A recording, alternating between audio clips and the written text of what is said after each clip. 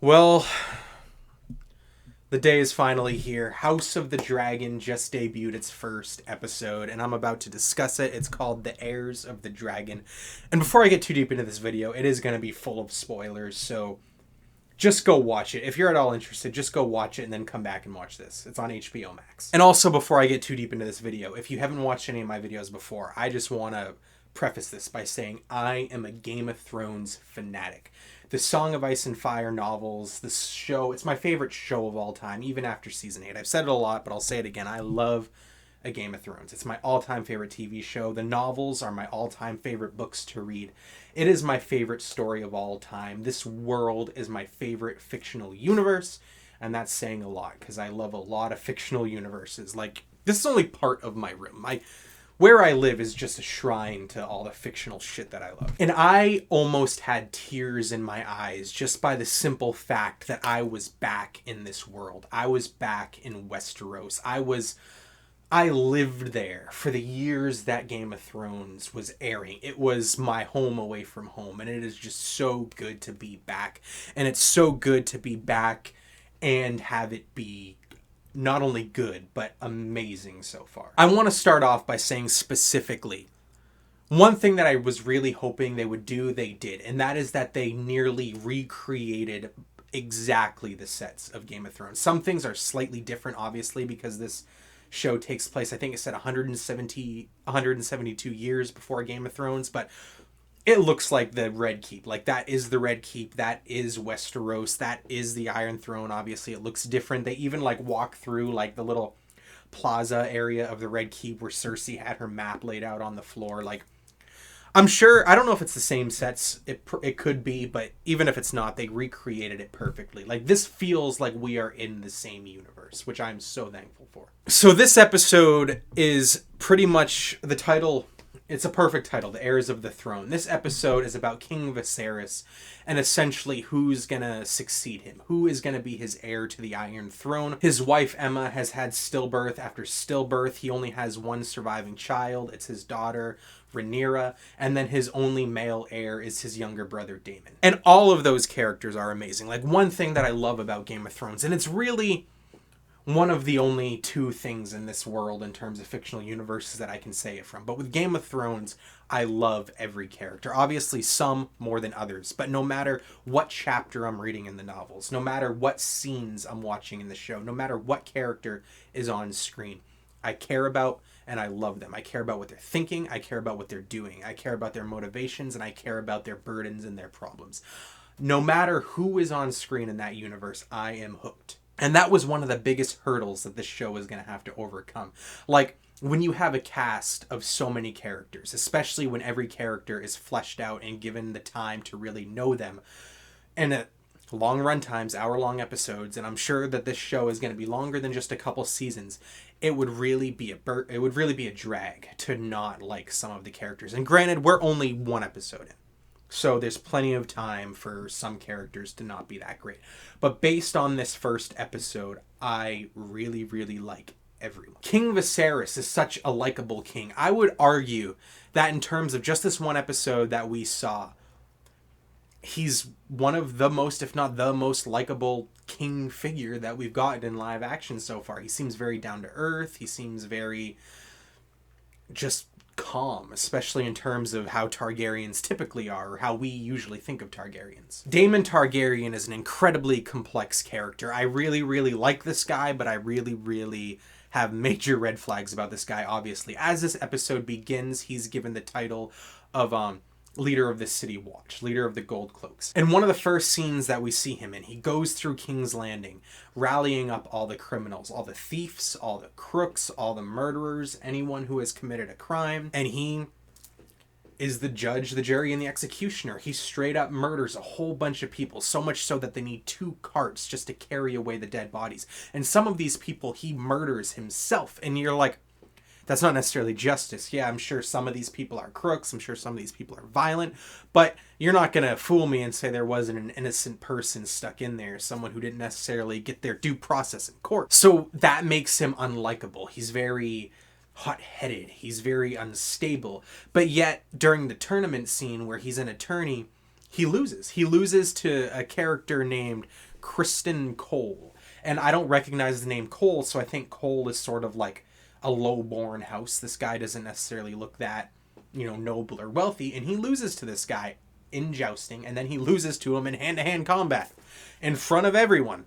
And a lot of people would not take that lightly. A lot of people would kill. A lot of people would murder that person, especially now, because before they challenged each other, everyone was killing everyone in these tournaments. But yet Damon lost, and then he let the guy help him up. He let this guy live. He accepted the defeat, and it makes him a complicated character. And that's one of the things that Game of Thrones did so good, is make these characters so complex. That's why you love them, because they feel real. They do shitty things, and then they do cool things. They do things that you support, and then they do things you don't like. Another good example of this is King Viserys himself. Like, he is put in a predicament that was so depressing. It was so hard for me to watch. But his wife was giving labor to hopefully an heir of his, and the baby was a breech birth, and he was given the choice: does the baby die, do they both die, or do you sacrifice the mother and try and save the kid? And he chose to sacrifice his wife in hopes that the baby would live. And in that moment, it was frustrating. You know what I mean? You're gonna be hard off finding someone who fully supports that decision, because it's someone that he loves, and it showed scenes with them before where they truly love each other and they truly care about each other, and yet he's sacrificing her. But yet you understand why in this world. You understand how important a male heir is for him. You understand how hard it was for her to have a child, and this may be her last chance. Like, you understand why he made that choice, whether or not you support it or not. And it's just the complexity to all these characters that I absolutely love. It's one of the best things about Game of Thrones, and based on episode 1, it seems like House of the Dragon is going to do the exact same thing very, very well. The sets were amazing, like I said. The direction was really good, and the acting, Matt Smith in particular, and Paddy Constantine, I believe it's Constantine or Constantine, King Viserys and Prince Daemon, them on screen, they just know how to dominate that screen. Like Prince Daemon, he's so terrifying, yet he feels so human. And Princess Rhaenyra, she's a very interesting character. She enters the show on dragon. Everyone kept talking about how she smells like dragon, which I really, really like, because of course she's like noble. She comes from the Targaryen lineage. She is a princess herself, but yet it seems like she likes going off and doing her own thing. She likes riding dragons. She likes being a free spirit. And that's something that I really like about this character. And of course, as the episode ends, and it's so good, but like, she is named heir officially, because Prince Viserys isn't sure who's going to be his heir, because unfortunately the baby does die. So he's left to choose between Daemon and his daughter, and he doesn't want to choose. He breaks up the council meeting. He tells people he just lost his wife. He just lost his son. He's not going to be forced to choose, especially right now. But then word is given to him that Prince Daemon said some unsympathetic stuff in a brothel, essentially being very celebratory of what happened. And King Viserys calls him out on this in the throne room, and it's such an intense scene. There's like just so much emotion, so much drama between every character and every line of dialogue given. And he essentially banishes Daemon. He tells him he's no longer part of the Gold Cloaks, no longer part of the City Watch, to fuck off back to the Vale, and that he's naming his daughter as queen. Supposedly going to be the first queen ever at this point in history. And there's this line of dialogue that I really, really liked. I see why they did it, and I feel like a lot of people aren't going to like it. A lot of people might think it's corny. I personally like it because I'm a sucker for things being sentimental and things being tied together. But Prince Viserys is with his daughter Rhaenyra in the dragon room, looking over Balerion the Black Dread's skull, and he tells her about this theory, this prophecy that Aegon the Conqueror had, that someday the long night is going to come, that someday some force is going to come from the north and try and take over all of Westeros. And if the kingdom and realm of men is to fight off this long night, a Targaryen has to be on the throne. And he called it Aegon's theory, Aegon's prophecy. He called it the Song of Ice and Fire, which is obviously really cool because he said, the name of the overall series. But it's just really cool seeing them tie in Aegon the Conqueror, the first Targaryen king that lived long before even this show takes place, and tying him into the events of Game of Thrones itself. I just really, really like it. And I also find it really interesting, and it makes me like Viserys even more, because Viserys, like I said, is incredibly likable, one of the best characters so far in my opinion. But I also found it really interesting that he even believed this in the first place, because if you remember from Game of Thrones, not many people believed in the Long Night. Not a lot of people believed in the White Walkers. Not a lot of people believed a threat from the North was real at all. The only people that really believed it were people from the North. And then even in the North, not that many. There was a small percentage of them that did. So it's just really cool to me that King Viserys, a Targaryen who lives in the Red Keep in King's Landing and essentially probably lived there his whole life, believes in that. But yeah, that's my thoughts on the first episode of House of the Dragon.